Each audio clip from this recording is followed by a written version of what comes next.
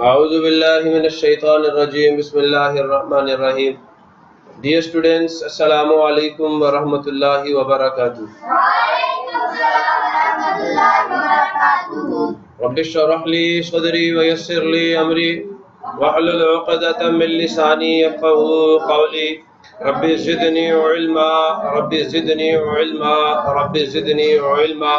اللهم إني أسألك علما نافعا ورزقا طيبا وعملا متقبلا اللهم علمني الكتاب والحساب اللهم ذكرني منه ما نسيت وعلمني منه ما جهلت اللهم خذ بيدك। प्यारे बच्चों, आज हम लोग mathematics 5th class chapter number 9 और चैप्टर नंबर 9 का पहला लेक्चर स्टार्ट करने जा रहे हैं। और चैप्टर का नाम क्या है जी? Data handling. Data handling. Data का मतलब क्या होता है? मवाद, मटेरियल, ऐसा ही है ना। और आमतौर पर जो डाटा की डेफिनेशन है कि आपके पास फैक्ट्स और फिगर्स, इसकी मिसाल मैं ऐसे देता हूँ।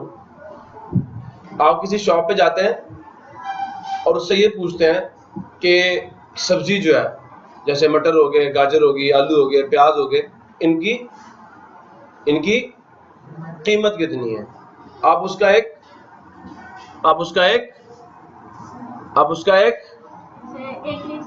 लिस्ट तैयार कर लेते हो, ठीक है, या उसकी एक फहरिस्त तैयार कर लेते हो।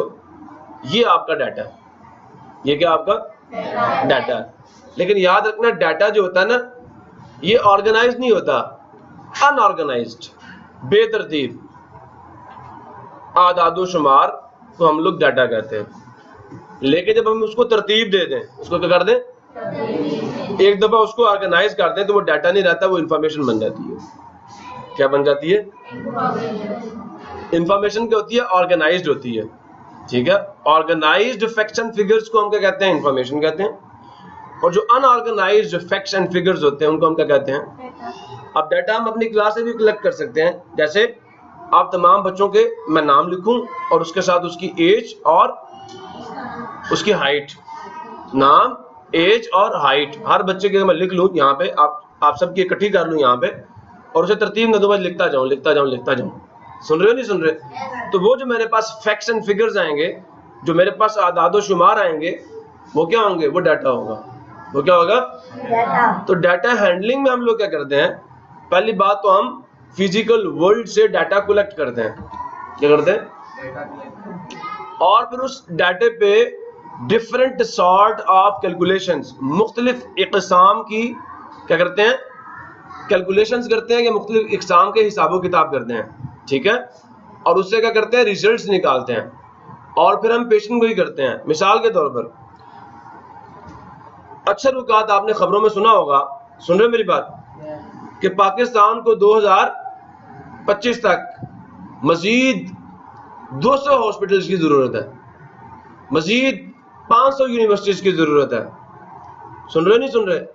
अगर ऐसा ना किया गया तो मुल्क में तालीमी निज़ाम बिगड़ जाएगा, मुल्क में सेहत का निज़ाम बिगड़ जाएगा।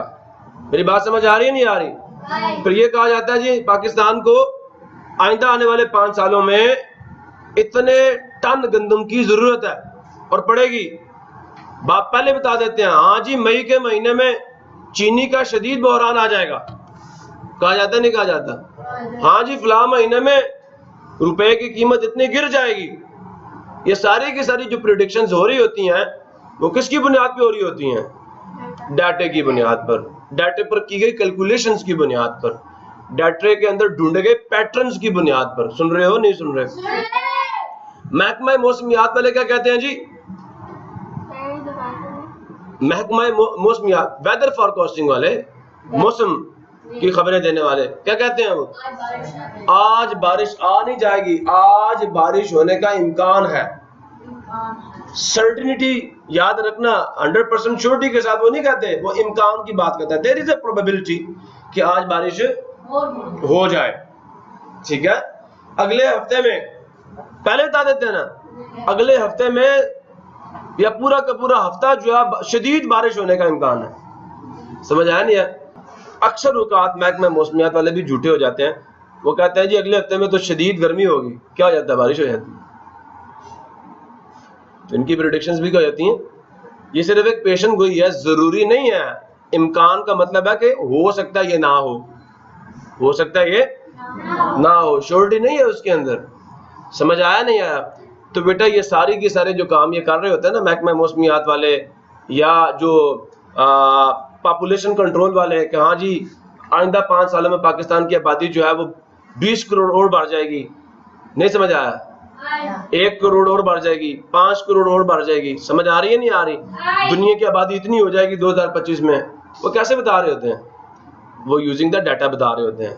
तो ये चैप्टर आपको इस काबिल बनाएगा कि आप उनकी बातें समझ सकें कि वो बातें ऐसी कैसे कर लेते हैं, वैसी बातें कैसे कर लेते हैं। मेरे ख्याल में मेरी बात आपको समझ आ गई है?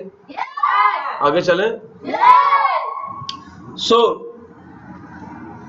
मुझे ये जो लर्निंग आउटकम्स हैं इनमें पता नहीं ये क्या लिखा हो, मुझे ये समझ नहीं आया। मुझे नहीं पता इसका मतलब क्या है, मुझे ये लफ्ज़ पढ़ना नहीं आया। ठीक है, तो अगर कोई बंदा सुन रहा है और जिसने ये बुक लिखी है तो खुदारा ये गलती ठीक कर दें।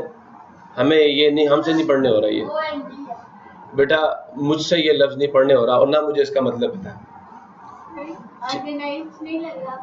कुछ ऐसा। लेकिन बात वही है ना कि उन्हें करना चाहिए ठीक इसको, ठीक है, दिस इज ऑर्गेनाइज्ड, लेकिन उनको इसे ठीक एंड डिस्क्राइब द एवरेज, ठीक है, या ऑर्गेनाइज का मतलब है organise the data and describe the data by using the average, mean, mode, median, बहुत सारे और कॉन्सेप्ट्स हैं। लेकिन ये एरर है मेरे ख्याल में, टाइपिंग एरर है, तो इसको ठीक कर लें। ये ग्राफ सबको नजर आ रहा है? नजर आ रहा है ना कि इस मंथ में टेम्परेचर एवरेज ये था, इसमें ये था, इसमें ये था, इसमें ये था, इसमें ये था। अब कहा गया एवरेज टेम्परेचर। अब मुझे ये बताओ क्या हर रोज ही 18 डिग्री सेल्सियस टेम्परेचर होता है? कभी कम होता है, कभी किसी दिन हो सकता है 40 डिग्री सेल्सियस हो सकता है किसी दिन 15 डिग्री सेल्सियस हो सकता है किसी दिन 25 डिग्री सेल्सियस हो। सुन रहे हो ना? अरे भाई सुन रहे हो? तो ये उन्होंने लिखा एवरेज। अब ये जो एवरेज यहाँ पे लिखा हुआ है, इस एवरेज को कैलकुलेट कैसे करते हैं? इस एवरेज लिखने का मकसद क्या है बेटा? ये पूरा चैप्टर इसलिए है। और ये है एक बार चार्ट। ये क्या? Bar chart. तो हम इसको भी देखेंगे, इसको कैसे क्रिएट करते हैं। ये वाला काम जो है ना, ये एक्सरसाइज 2 में होगा, और ये वाला काम जो है ना एवरेज कैलकुलेट करने का, ये एक्सरसाइज 1 में होगा। सो आइए अपने काम का आगाज करते हैं। इधर देख, वी वेंट, सुन रहे हो? वेंट का मतलब क्या होता है? गए। गो की सेकंड फॉर्म है वेंट, माजी की बात है ना, हम गए। To sea side, sea side क्या होती है? समंदर की तरफ गए, समंदर के किनारे पे साइल, समंदर पे गए, है ना। आगे चले। यस्टरडे, कल। टुमारो नहीं, टुमारो फ्यूचर में, आने वाला कल, और गुजरे हुए कल को क्या कहते हैं? Yesterday. I collected 16 sea shells. I collected 16 sea shells. मैंने इकट्ठे किए 16 समंदरी घोंगे। सिपियां समझते हो? और सिपियां समझते हो? ये नजर आ रहा है आप सबको? ये स्टार फिश नहीं है यार, मैं आपको सीशल दिखा देता हूँ, इस तरह के होते हैं। ठीक है भाई, ये सबको समझ आ रहा नहीं आ रहा? These are the Seychelles. अब ये कहाँ इस्तेमाल होता है बेटा? अभी हम इसको नहीं डिस्कस करेंगे, फिलहाल ये बताना मकसूद है सीशल्स होते क्या हैं, बस। आगे चले। तो मैंने 16 इकट्ठे कर लिए। My brother collected 12 सीशल्स। मेरे भाई ने कितने कर लिए? 12। And my sister collected 11 सीशल्स। और मेरी सिस्टर ने कितने इकट्ठे कर लिए? 11। कितने बंदे थे हम लोग? 3 बंदे थे। हाउ कैन वी डिवाइड, हम कैसे तकसीम कर सकते हैं दीज सीशल्स, इन समुद्री घोंघों को, इक्वली, या इन खोलों को इक्वली, बराबर बराबर, अमॉन्ग अस, अमॉन्ग दरमियान में, अस हमारे, तो हमारे दरमियान ये जो हमने टोटल इकट्ठे किए हैं इसको हम बराबर कैसे तकसीम कर सकते हैं? बात समझ आ रही है नहीं आ रही? यही चीज है जो हमें मजबूर करती है क्या कैलकुलेट करने पे? एवरेज कैलकुलेट करने पे। बात समझ आ रही है नहीं आ रही? जैसे आपके पेरेंट्स, इसी से एक और एग्जांपल मैं आपको बताता, सॉल्व तो मैंने कर ही देना है आपको, ठीक है? या पहले सॉल्व कर देता हूँ फिर एक और एग्जांपल आपको दे दूंगा जो कि आपकी पॉकेट मनी से रिलेटेड होगी। किससे रिलेटेड होगी? पॉकेट मनी से रिलेटेड होगी, ठीक है जी? तो मुझे याद करवाना जब मैं ये आपको इसका सोल्यूशन बता दूं तो। We will find the total number of sea shells collected. 2 steps है एवरेज कैलकुलेट करने। कितने? 2 स्टेप। और एवरेज वो टर्म है जो आपके डाटा में मौजूद आइटम्स को इक्वली तमाम में डिवाइड कर देगी। अभी देखो एक के पास 16 है, एक के पास 12 है, एक के पास क्या है, और अगर सबके पास बराबर हो तो कितने होंगे? ये कौन बताएगा आपको? एवरेज बताएगा। ये कौन बताएगा? यहाँ पे एवरेज की जरूरत है। तो पहला काम क्या बेटा, आपके पास जितने भी सी शेल्स हैं उन सबको ऐड कर लो, उनको टोटल कैलकुलेट कर लो। बात समझ आइए? टोटल कैलकुलेट करने के बाद कितने लोगों ने इनको इकट्ठा किया? 3। इसको 3 पे डिवाइड कर दो बस। तो जो आपको रिजल्ट मिलेगा वो आपका एवरेज होगा और वो तादाद होगी जो सबको बराबर मिलेगी। उतने सी शेल सबको बराबर मिलेंगे। So let us start the work. शुरू करें? अच्छा, गौर से सुनना। एवरेज बराबर होती है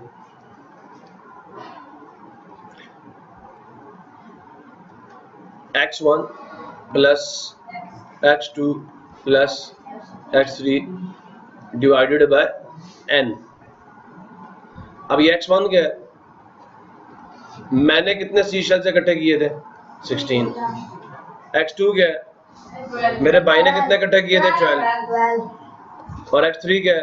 11। मेरी बहन ने कितने इकट्ठे किए थे? 11। ठीक है।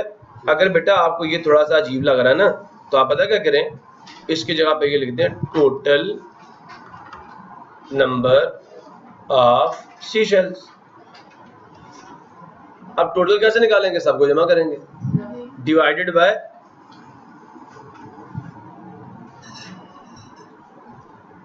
नंबर ऑफ पर्सन्स, मतलब कितने लोगों ने इकट्ठे किए थे। ठीक है भाई, समझ आ रहा नहीं आ रहा? ये नंबर ऑफ टर्म्स भी हम कह सकते हैं, पर्सन की जगह पीपल भी लिख सकते हैं, नंबर ऑफ टर्म्स भी लिख सकते हैं। ठीक है, सुन रहे हो ना? तो गौर से सुनना आप मेरी बात। एवरेज हमने बेटा यहाँ पे लिख दिया,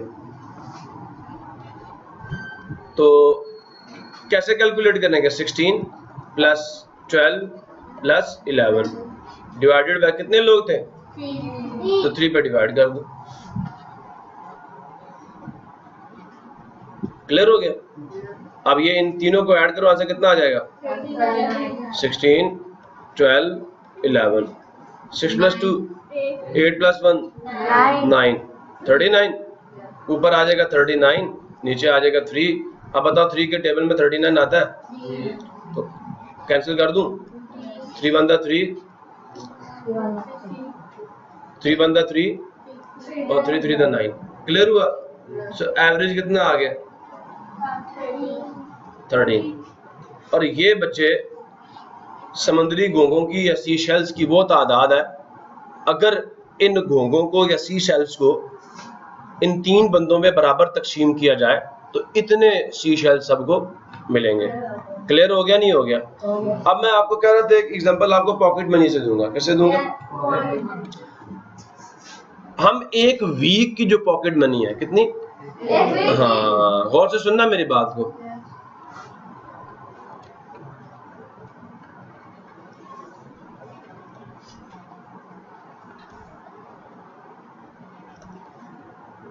मैं सिर्फ शॉर्ट फॉर्म यूज करूंगा।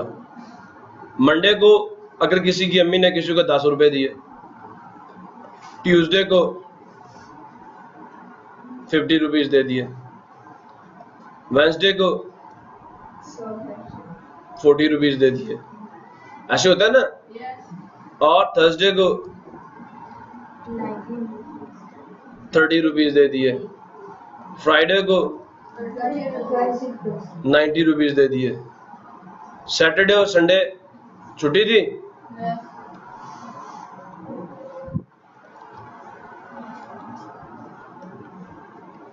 अक्सर तो ऐसे ही होता है या नहीं?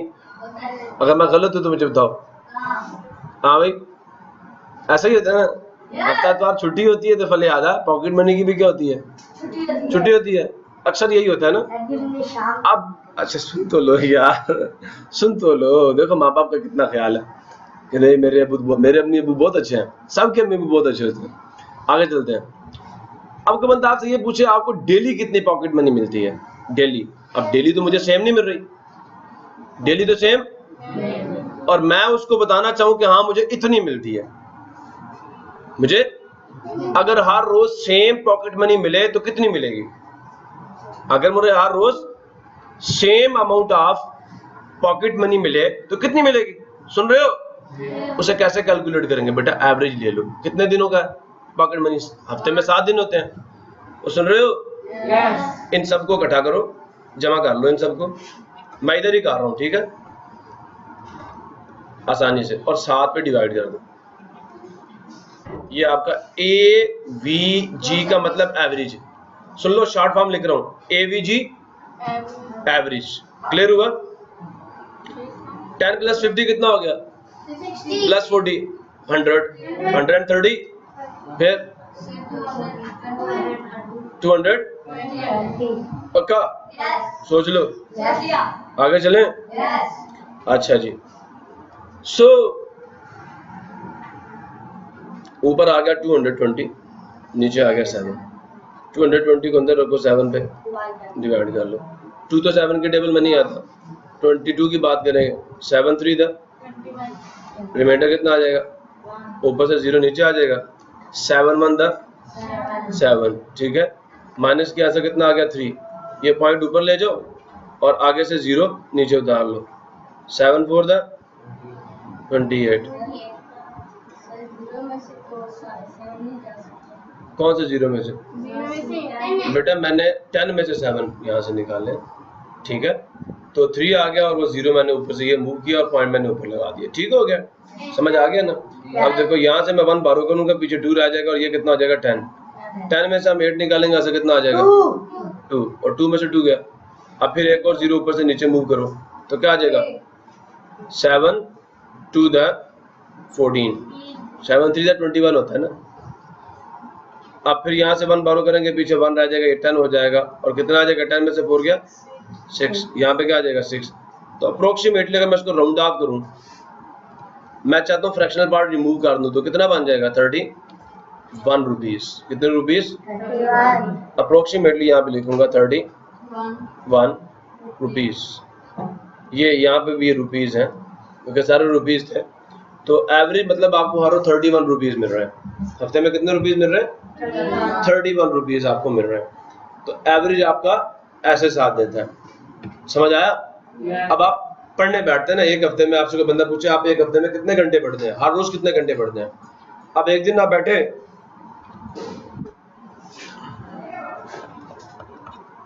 इट इज मंडे, ओके, आप बैठे 2 घंटे पढ़ लिए। ट्यूसडे वाले दिन बैठे 3 घंटे पढ़ लिए। वेडनेसडे वाले दिन बैठे पढ़ाई नहीं। थर्सडे वाले दिन बैठे 5 आवर्स पढ़ा। फ्राइडे वाले दिन बैठे 9 आवर्स पढ़ लिए। सैटरडे वाले दिन बैठे पढ़ाई नहीं, ठीक है। संडे वाले दिन बैठे 1 आवर पढ़ा। ठीक हो गया? अब देखो हम हर रोज तो इक्वल आवर्स नहीं दे रहे ना स्टडी को, लेकिन कोई बंदा ये पूछ लिया आप डेली एवरेज कितना, अगर आप इक्वली हर रोज इक्वल टाइम दें तो कितना टाइम आप देंगे, तो क्या कैलकुलेट करना पड़ेगा? एवरेज। इन सबको आप ऐड करें और किस पे डिवाइड करेंगे? 7 पे ना बेटा, वीक का मतलब 7 होता है, और दिस विल बी एवरेज।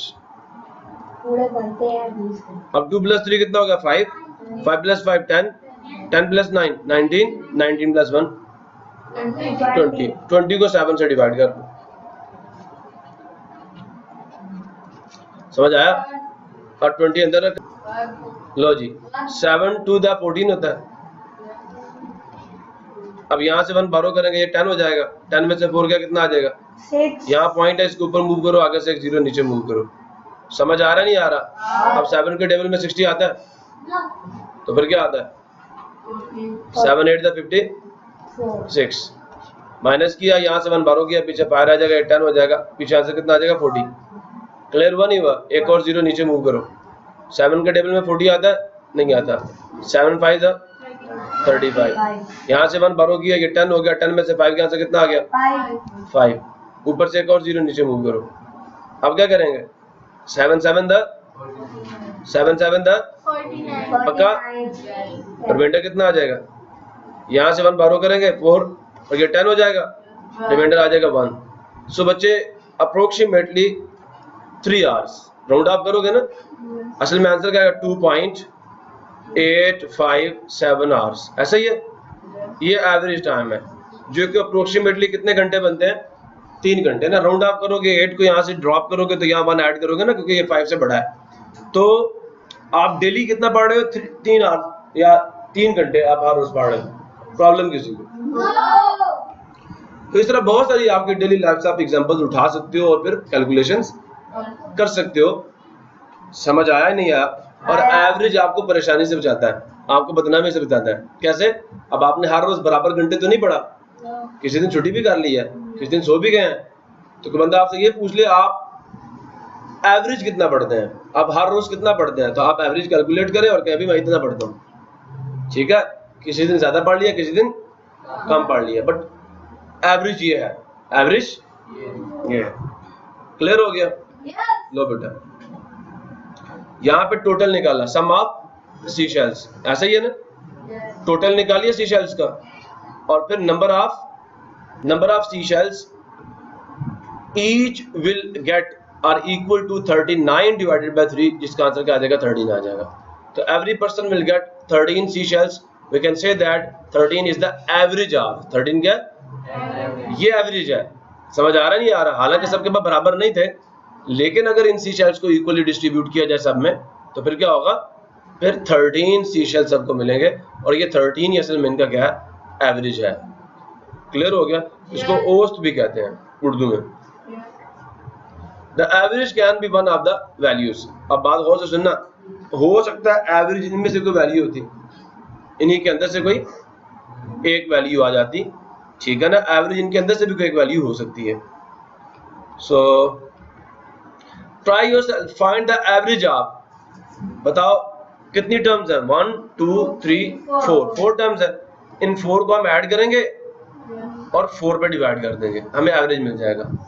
ये यहाँ पे की फैक्ट में इसका फार्मूला दिया हुआ है, to find the average of given quantities, जो आपको दी गई क्वांटिटीज है, जो नंबर्स हैं, ठीक है?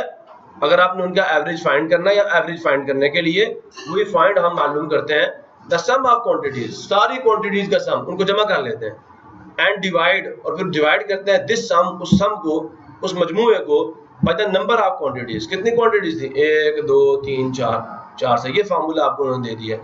तो एवरेज कैलकुलेट करना हमारे लिए बड़ा आसान हो गया। सॉल्यूशन निकालते हैं हम लोग। एवरेज किसके बराबर आ जाएगा? एवीजी मींस एवरेज, बराबर आ जाएगा sum of quantities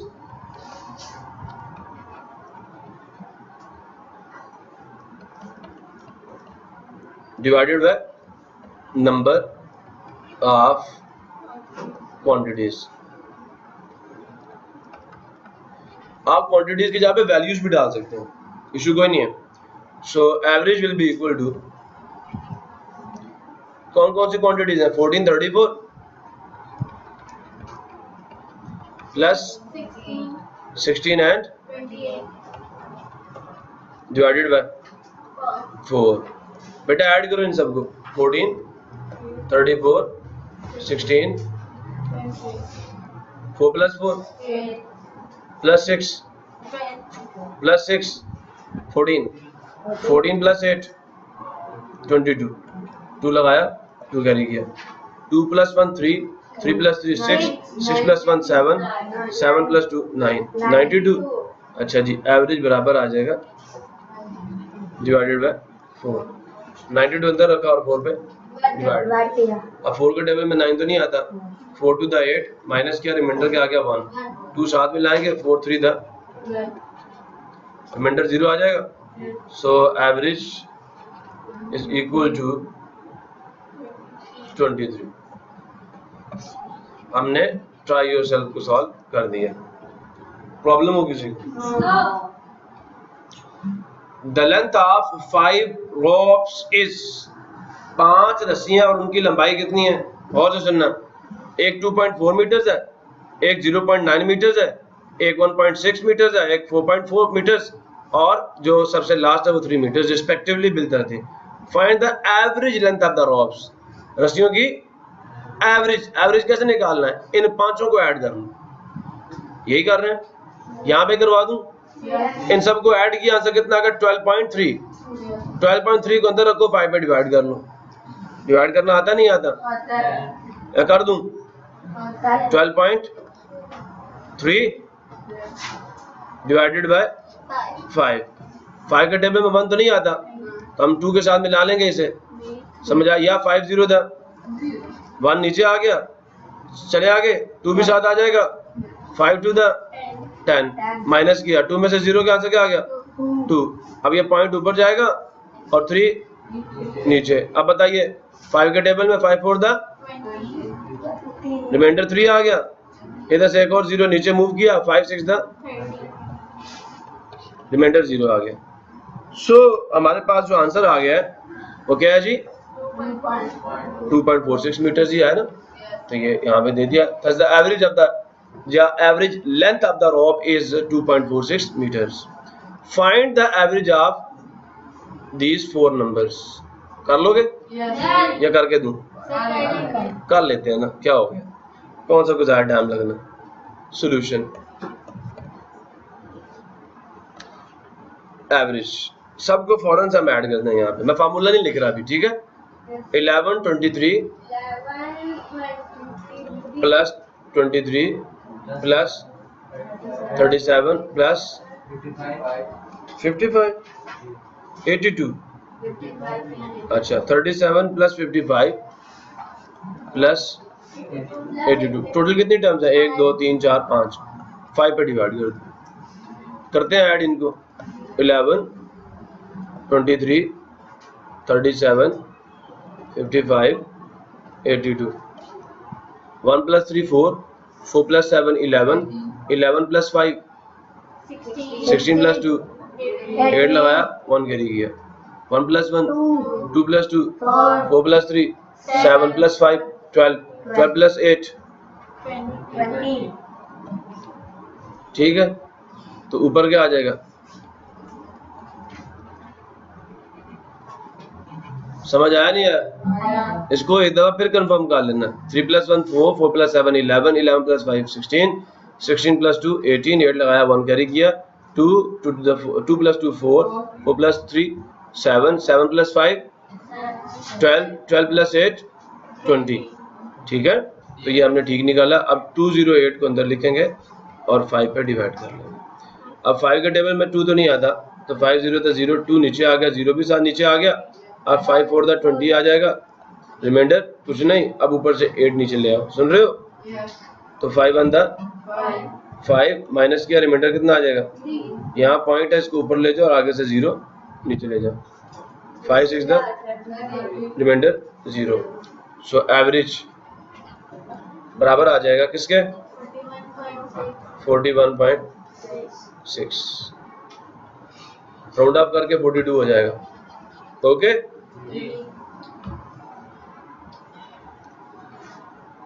in the annual exams, सुन रहे हो? आपके सालाना जो पेपर होते हैं, Ali got an average of 78 marks. Ali ने कितने मार्क्स लिए? इन 7 सब्जेक्ट्स, 7 सब्जेक्ट्स के अंदर। Find the total marks he got. आपने क्या करना? अब एवरेज नहीं कह रहे, आपको एवरेज दिया हुआ है। पहले सवाल को समझो। एवरेज ऑफ 78 मार्क्स, अब इसकी वैल्यू आपको दे दी है एवरेज की, ठीक है? और नंबर ऑफ सब्जेक्ट्स भी आपको दे दिए हैं, ठीक है? हमने ये फाइंड करना है कि टोटल मार्क्स कितने थे। अगर आपको बता दीजिए मेरे एवरेज इतने मार्क्स हैं, मेरे एवरेज इतने मार्क्स आए हैं जी। तो आप उस एवरेज से टोटल मार्क्स कैसे निकाल सकते हो? एवरेज आपको टोटल तो नहीं बताएगी ना, ठीक है। तो हम स्टार्ट करते हैं। अब बात गौर से सुनिए आप सबने। सॉल्यूशन AVG एवरेज आ गया, कितने एवरेज मार्क्स? 78 मार्क्स, ठीक हो गया। अच्छा ये बताओ नंबर ऑफ सब्जेक्ट्स कितने हैं?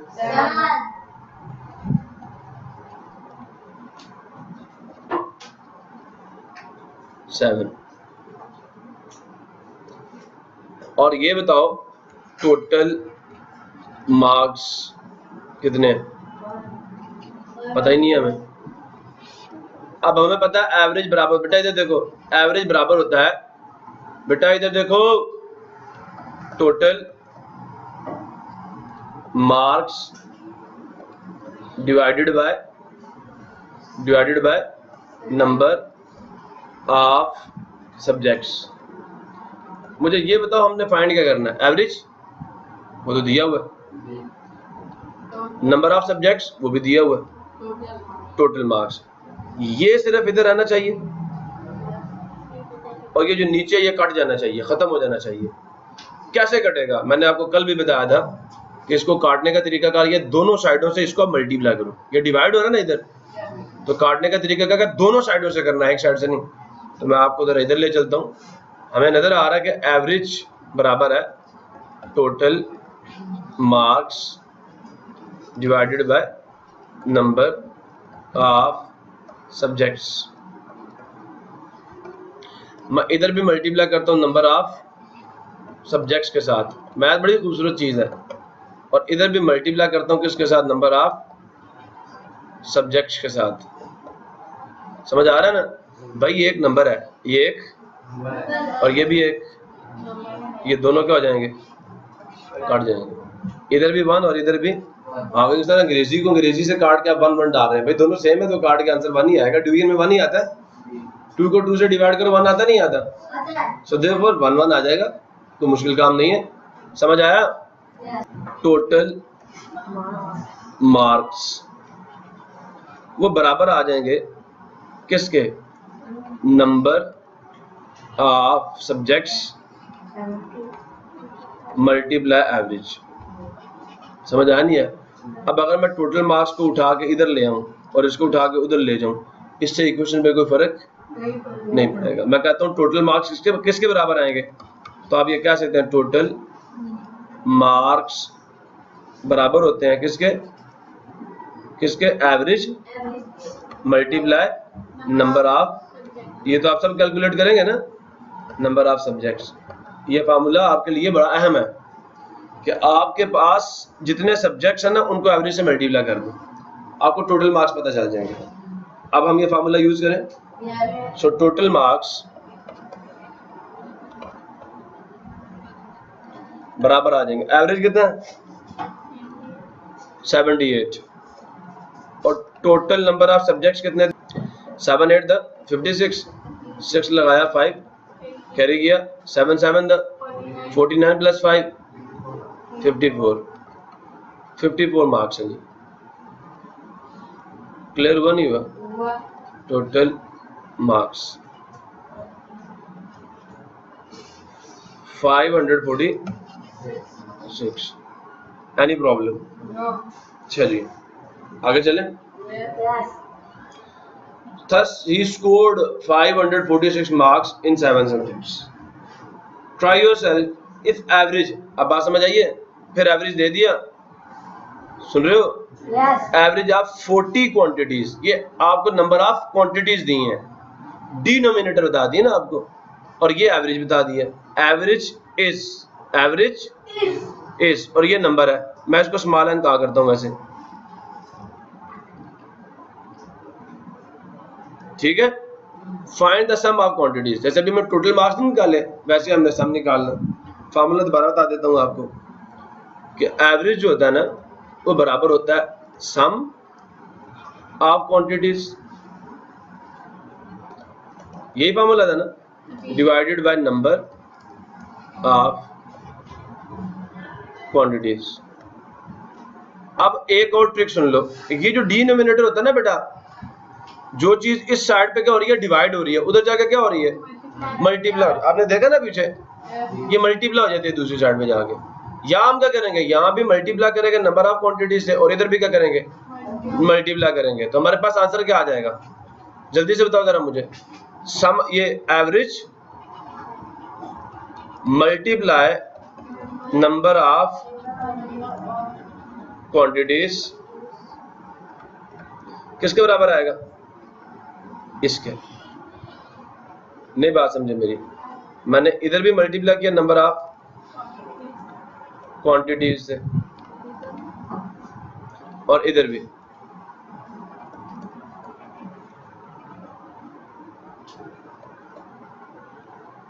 ये इससे कैंसिल हो गया और ये आ गया, तो यहां आ गया सम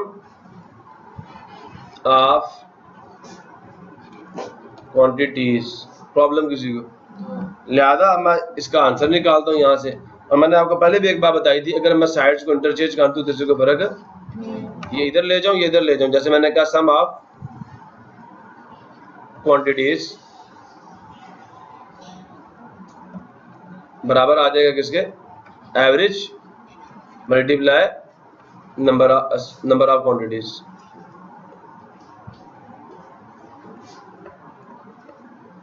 ठीक हो गया जी। सो सम ऑफ क्वांटिटीज हमने फाइंड करना है। सम ऑफ क्वांटिटीज को मैं ऐसे लिखता हूं,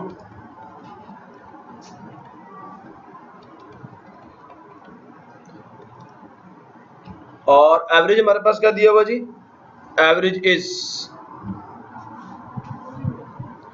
215 multiplied with number of quantities कितनी थी, 40। सो लो जी, 0 को तो छोड़ दो, 4 को मल्टीप्लाई करो, 4 5 20, 0 लगाया, 2 कैरी किया, 4 1 4 प्लस 2 कितना हो गया, 6, 4 2 8, और ये 0 भी साथ लगा दो। तो ये सम है क्वांटिटीज का।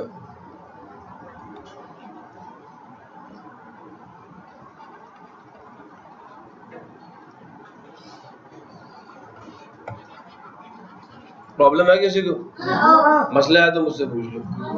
नहीं है, सब क्रिस्टल क्लियर है, कोई कंफ्यूजन वाली बात नहीं है।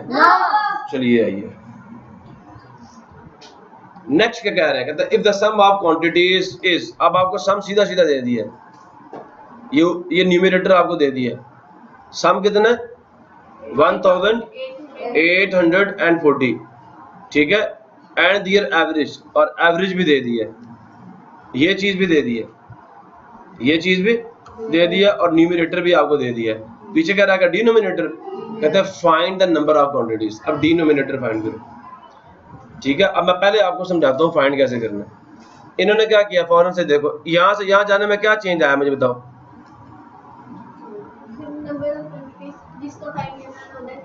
हाँ इधर देखो, ये फार्मूला सबको नजर आ रहा है, ये एवरेज का फार्मूला है ना। एवरेज बराबर होता है sum of quantities divided by number of quantities. सबको नजर आ रहा है, नहीं? इससे ये कैसे बन गया, एवरेज की जगह पे कौन आ गया, देखो इसको इधर ले गए और इसको चेक करो, एवरेज यहां से यहां चला गया और नंबर ऑफ क्वांटिटीज यहां से यहां चला गया। ऐसा हुआ नहीं हुआ भाई? मेरी बात सुन रहे हो कि नहीं सुन रहे हो? बात सुन रहे हो कि नहीं सुन रहे हो? फिर मुझे बताओ ना, आपको समझ आया कि नहीं आया? आया ना? तो किया क्या, जो चीज यहाँ पे डिवाइड हो रही थी वहां जाके मल्टीप्लाई होगी, और जो वहां मल्टीप्लाई हो रही थी यहाँ आके डिवाइड होगी। क्लियर हुआ? इसको मैं आपको पहले समझा देता हूँ। एवरेज बराबर होता है किसके, sum of quantities divided by number of quantities. मैं आपको एक बड़ी मजे की ट्रिक बताने लगा। मैं चाहता हूं ये अलग हो जाए और किधर चला जाए, इधर, और ये यहां से खत्म हो जाए और इधर आ जाए, यही चाहता हूं ना। अब बताओ, ये न्यूमरेटर में, डिनोमिनेटर में एवरेज के नीचे 1 है ना, तो ये न्यूमरेटर में असल में, ठीक है, और नंबर ऑफ क्वांटिटीज किसमें है? डिनोमिनेटर में। अब मेरी बात गौर से सुननी है आप सबने, मैं कह रहा हूं multiplying both sides with, denominator में कौन है? नंबर ऑफ क्वांटिटीज, उसको न्यूमिनेटर में ना दो।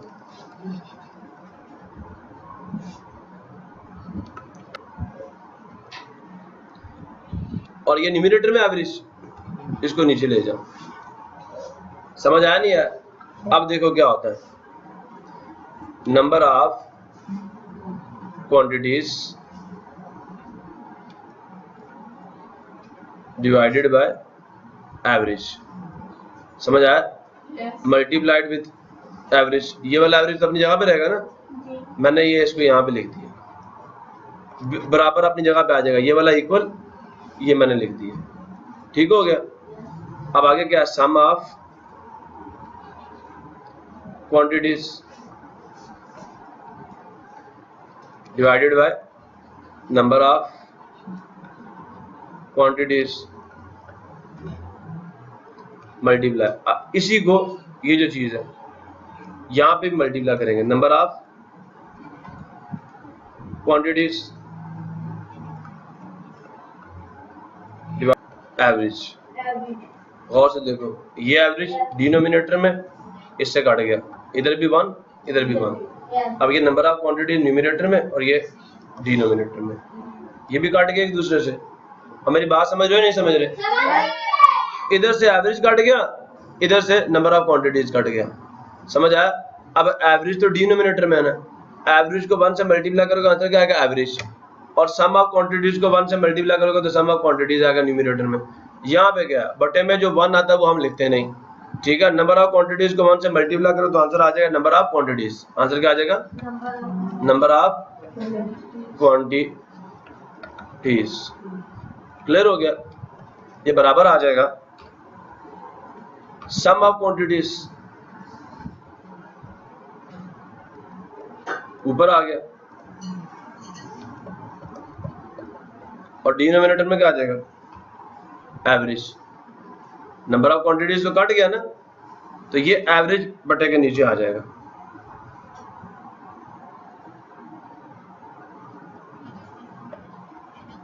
ये फार्मूला भी हमने यहां पे यूज किया, ठीक है जी।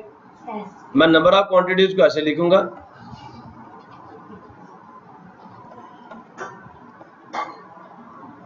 ठीक है, समझ आया? सम ऑफ क्वांटिटीज हमें कितना दिया गया?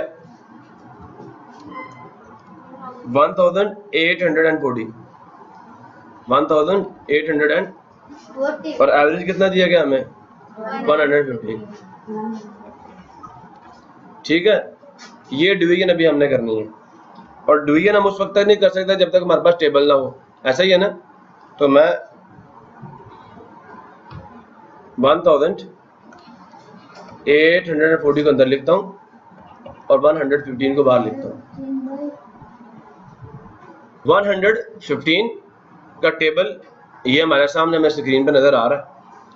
अब देखें 1 तो 115 के टेबल में कोई नहीं आता, 18 भी कोई नहीं आता, ऐसा ही है। 184 आएगा, चेक करते हैं कैसे। 115 230, हमारे पास क्या 184, तो ये 1 पे जाएगा, सुन रहे हो? 115 1 था, 115 माइनस किया, 4 में से 5 नहीं जा सकता, यहाँ से 1 बारो करेंगे, पीछे 7 रह जाएगा, ये 14 हो जाएगा। 14 में से 5 यहाँ से कितना आ गया? 9। 7 में से 1 यहाँ से कितना आ गया? 6। 1 में से 1 यहाँ से कितना आ गया? 0। अब ये 0 हम यहाँ पे नीचे मूव करेंगे, चेक करें 690 कहीं पे आ रहा है? 6 पे आ रहा है। यहाँ ऊपर 6 लिखें और यहाँ पे 690 लिखें, माइनस करें, रिमाइंडर 0 आ गया। तो भाई साहब ये वो क्वांटिटीज की तादाद है जिनका आपने एवरेज निकाला था। सो ये आपके पास आंसर कितना आ गया? 16। प्रॉब्लम किसी को? Number of quantities. बेटा अभी आपको कुछ शॉर्ट स्टेप्स बताऊंगा, पहले देख लूं आगे कोई सवाल तो नहीं है और भी, ठीक है। ये try yourself, find the number of quantities. Again क्या कह रहे हैं? नंबर ऑफ क्वांटिटीज फाइंड करना है, ठीक है। आपको सम दे दिया और एवरेज दे दिया, ठीक है, वही पैटर्न है। तो ये भी हम कर ही लेते हैं पहले, फिर मैं आपको शॉर्ट वेज बताऊंगा एक फार्मूले से दूसरे फार्मूले में जाने के। मेरी बात सुन रहे हो? Yes. सॉल्यूशन हमें पता है एवरेज बराबर होता है sum of quantities divided by number of. ये फार्मूला तो आप सबको याद होगा बेटा। हमने ये मालूम करना है, क्या मालूम करना है? ये मालूम करना है। इसको इधर ले जाओ और उसको इधर ले। और उसको इधर ले आओ, डायरेक्ट शॉर्ट में समझ आ गया? Yes. तो क्या आ जाएगा? नंबर ऑफ क्वांटिटीज बराबर आ जाएगा sum of quantities divided by average. बेटा एवरेज इधर मूव करेगा। Yes. अब नंबर ऑफ क्वांटिटीज तो ऐसे लिख दो। Yes. सम कितना था? 5200। एवरेज कितना था? 650। करेंगे क्या? 5200 डिवाइडेड बनाएंगे, 650 को डिवाइजर बनाएंगे। अब 650 का अगर हमें टेबल नहीं आता तो हम ये सवाल कर ही नहीं सकते। चलो देखो 520 आता है, वो भी छोटा है। अब हम 5200 पूरे को देखेंगे। देखो कहीं पे आ रहा है 5200 पूरा? 8 पे आ रहा है, 8 पे। सो यहाँ ऊपर 8 आ जाएगा और यहाँ पे क्या आ जाएगा? माइनस क्या, रिमाइंडर 0 आ गया। सो हमारा आंसर कितना आ गया? यहाँ पे 8 क्वांटिटीज थी जिनका ये एवरेज निकालना था। ठीक हो गया? अब शॉर्ट वेज देख लेते हैं क्योंकि आगे हमने नेक्स्ट एक्सरसाइज शुरू करनी है। और अगर आपको ये पता ही नहीं है कि एक फार्मूले को दूसरे में चेंज कैसे करते हैं तो फिर काम बड़ा मुश्किल हो जाएगा। बात सुन रहे नहीं सुन रहे? मुझे ये बताओ एवरेज के फार्मूले में कितनी चीजें हैं? एवरेज के फार्मूले में कितनी चीजें इस्तेमाल हो रही हैं? 3 चीजें। एक एवरेज खुद, एक क्वांटिटीज का सम और दूसरा क्वांटिटीज की तादाद। 3 चीजें इस्तेमाल हो रही हैं और एवरेज के फार्मूले से 3 फार्मूले ही बन सकते हैं, एक वो खुद, 2 और। कैसे? बात मेरी गौर से सुनना। अब मैं कुछ शॉर्ट वर्ड्स यहां लिख रहा हूं। मेरा ये लेक्चर सुनना जरूरी है उन लोगों के लिए जो मुझसे एक्सरसाइज नंबर 1 समझना चाहते हैं। मैं आइंदा ये टर्म्स यूज करूंगा, ये शॉर्ट फॉर्म्स यूज करूंगा। सुन रहे हो? AVERAGE एवरेज आइंदा मैं पूरा नहीं लिखूंगा, मैं लिखूंगा AVG। सम ऑफ क्वांटिटीज, बात गौर से सुन लो। मैं आइंदा पूरा नहीं लिखूंगा, मैं सम लिखूंगा और साथ क्यू डाल दूंगा। नंबर ऑफ क्वांटिटीज, सुन रहे हो? मैं इसको स्मॉल एन से शो करूंगा। मैं ये जो शॉर्ट सिंबल्स यूज कर रहा हूं ना बेटा, मैंने काफी ज्यादा मैथमेटिकल वर्क करना है तो मुझे बार बार लिखते लिखते काफी देर लग जाएगी ये चीज, तो इसलिए मैं इसके क्या करूंगा, शॉर्ट फॉर्म्स यूज करूंगा। बात समझ आइए? अब मुझे बताओ एवरेज के फार्मूले की शक्ल कैसी दिखेगी? इसको आप ये भी लिख सकते हो और SUM सम, बस। AVG आ गया, सम डिवाइडेड बाय n। प्रॉब्लम किसी को? अच्छा ये एक फार्मूला है, ये क्या है? अगर कोई आपसे ये कह दे भाई एवरेज निकालो, ये फार्मूला यूज होगा। कोई बंदा कह दे सम निकालो, टोटल निकालो, क्या निकालो? आप यहाँ पे टोटल भी डाल सकते हो। क्या डाल सकते हो? टोटल भी डाल सकते हो। टोटल निकालो, सम निकालो, फिर क्या करेंगे? पहला फार्मूला क्या था? AVG is equal to sum divided by n। ये पहला फार्मूला है जो एवरेज के लिए यूज होगा। किसके लिए? एवरेज के लिए। अब दूसरा फार्मूला देखो, मुझे सम निकालना है। क्या निकालना है? सम। पक्का? यस। सोच लिया? यस। सबको समझ आ गया? यस। अब मेरी बात आप सब ने गौर से सुननी है। सुन रहे हो ना? यस। सम को इधर ही रहने दो। ये जो n नीचे डिवाइड हो रहा है ना, दूसरी साइड पे जाके क्या हो जाएगा? मल्टीप्लाई। समझ आया नहीं यार? तो दूसरा फार्मूला हमारे पास क्या आ जाएगा? बताओ। Average multiply n number of quantities किसके बराबर है? सम के। क्लियर हो गया? ये दूसरा फार्मूला है। तीसरा कैसे बनाएंगे? बंदा कहता है n निकालो, n तो बटे के नीचे है, हमने n को क्या करना है? अलग करना है। ठीक है, तो तीसरा फार्मूला कैसे आएगा? n को उधर ले जाओ और एवरेज को इसकी जगह पे ले आओ। इससे क्या बन जाएगा? तीसरा फार्मूला क्या बनेगा? n एवरेज की जगह पे आ गया, सम अपनी जगह पे रहा और बटे के नीचे क्या आ गया? एवरेज। प्रॉब्लम किसी को? ये तीन फार्मूले हमने यूज करना है। ठीक है, अगर तो मेरा शहजादा बच्चा इस पे भी मुझसे नाराज है, सर मुझे तो ये बस मुश्किल हो जाएगा मेरे लिए याद करना। लो पुत्र, आज आपको एक पिक्चर दे रहा हूं, फोटो अपनी नहीं दे रहा, ठीक है, फोटो बना के दे रहा हूं, जिसे कहते हैं triangular form of the formula. कौन सी फॉर्म? ये देखो, ट्रायंगल तो सबको पता है ना भाई, इस तरह की होती है ना। हम इसके तीन हिस्से बना लेते हैं जी।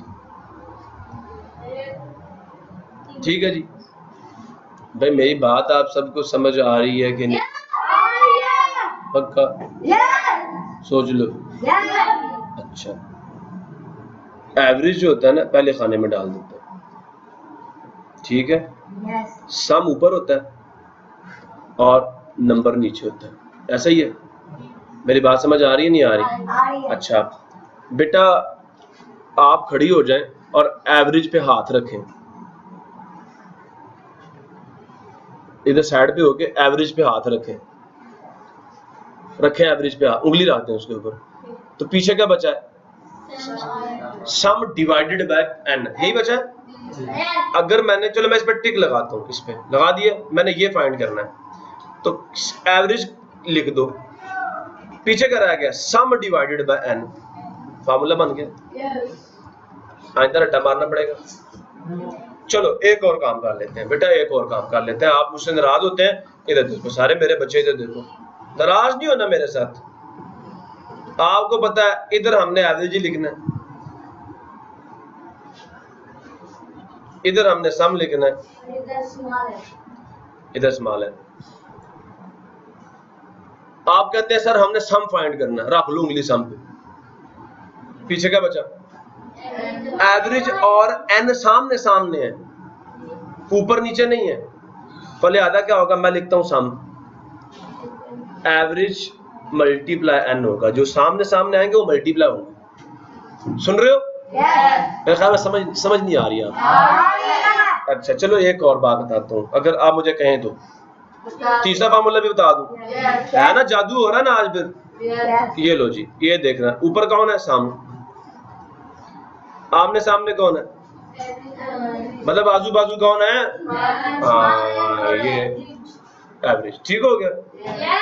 अब आप कहते हैं सर नहीं, n निकालना है, नंबर ऑफ क्वांटिटीज निकालनी है। क्या निकालनी है? तो बेटा मैं इस पे लगा देता हूँ टिक, ये n आ गया, इक्वल किसके आएगा? सम ऊपर है, एवरेज नीचे है, सम ऊपर लिख दो, एवरेज नीचे लिख दो। यार ये एक ट्रायंगल आप याद नहीं कर सकते? इसको तो बना सकते हो ना। आप फिर इसके जादू चेक करो, जब आप कहोगे सम, उसके ऊपर अंगूठा रखोगे, जो नीचे बच जाएगा वो क्या होगा? वो आपका फार्मूला होगा सम का। सुन रहे हो? ये देखो ना, सम का फार्मूला आपके सामने आ जाएगा, एवरेज मल्टीप्लाई। ऐसा ही है? क्लियर हुआ नहीं हुआ? आप कहते हो एवरेज, उस पर अंगूठा रख लो, कहेगा सम divided by n, number of quantities. आप कहते हो नहीं जी हमने n फाइंड करना है, n पे अंगूठा रखो, कहेगा सम divided by average. Formula triangular form में याद करना आसान है कि मुश्किल है? आसान है कि मुश्किल है? सबको समझ आ गया? बेटा जी हमने तैयारी कर ली है, अब किस चीज की? हमने बेटा जी एक्सरसाइज 1 सॉल्व करने की पूरी तैयारी कर ली है। जो बच्चा मेरा फर्स्ट एक्सरसाइज का लेक्चर सुन रहा हो, उसे चाहिए मेरा फर्स्ट लेक्चर लाजमी सुन ले। तो इसी के साथ आज का लेक्चर हम क्लोज करते हैं, मिलेंगे नेक्स्ट लेक्चर में, तब तक के लिए अल्लाह हाफिज। पाक उस्ताद जिंदाबाद, पाकिस्तान जिंदाबाद।